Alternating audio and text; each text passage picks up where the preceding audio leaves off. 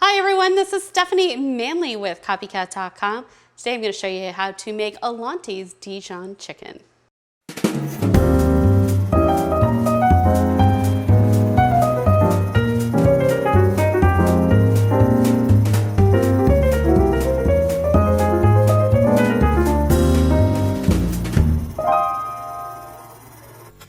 All right, so I know we're probably a lot alike. Often we're trying to cook a meal when we get home during the week and we just want something that's easy and tasty all in one. And so I'm gonna show you one of my favorite restaurants, Dijon chicken. It's a really easy way to make it. Now I am going to substitute the chicken stock for dry sherry. Now if you don't drink alcohol, wherever I use dry sherry, you use chicken stock. They don't do it this way at Alante's, but you know what? It's amazing when you do this. So I want to give you that option. I just have 1 pound of chicken breasts right here. And I'm gonna go ahead and I'm going to salt and pepper them on both sides. I'm gonna do this first. So we're not touching a bunch of raw chicken and moving on. Okay, we got our salt on. Next thing we're gonna do is we're gonna season it up with some fresh black cracked pepper. All right, I'll flip this over.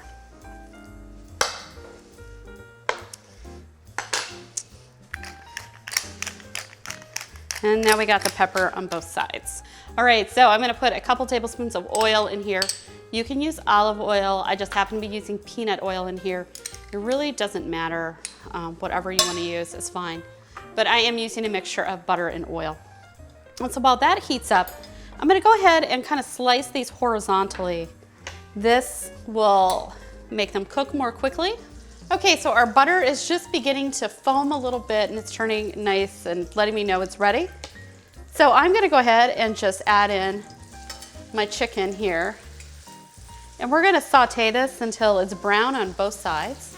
This will take, I don't know, 3 or 4 minutes on each side.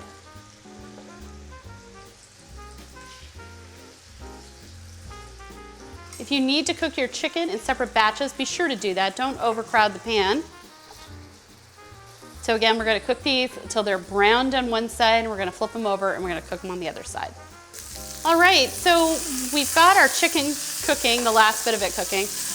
I'm gonna flip it over and then one of the next things I'm gonna add is garlic. We're gonna add a couple cloves of garlic. We're gonna add this in a little bit later, simply because we don't want it to burn. We want it to get nice and fragrant.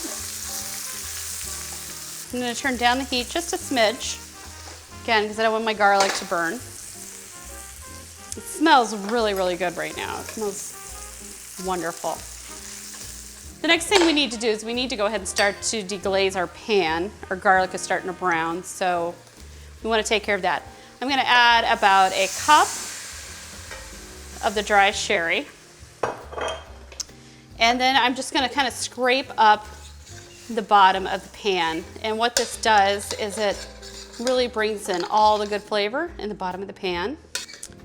And we're gonna let this burn off for a little bit. So don't worry, you're not going to get intoxicated by eating dinner tonight.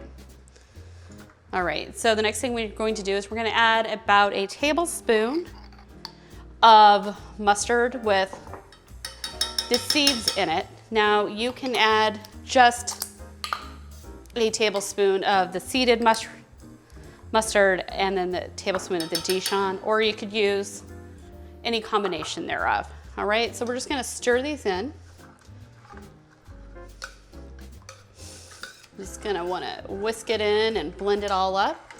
Nice, and then we're gonna add in some heavy cream. And again, we're gonna stir it up and we're gonna let this cook for a few minutes. We want it to reduce by at least 1/3. And after that, we'll show you how to serve this dish up. All right, so our chicken has cooked and our sauce has reduced by 1/3. So I'm just going to plate a little bit of this up. Now I always like to finish mine with a little bit of fresh herbs. So whatever you have on hand will work. I have a little bit of chives here.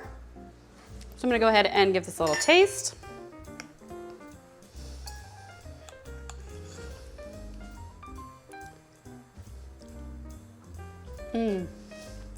Really tastes a nice sherry in there and the 2 different types of mustard.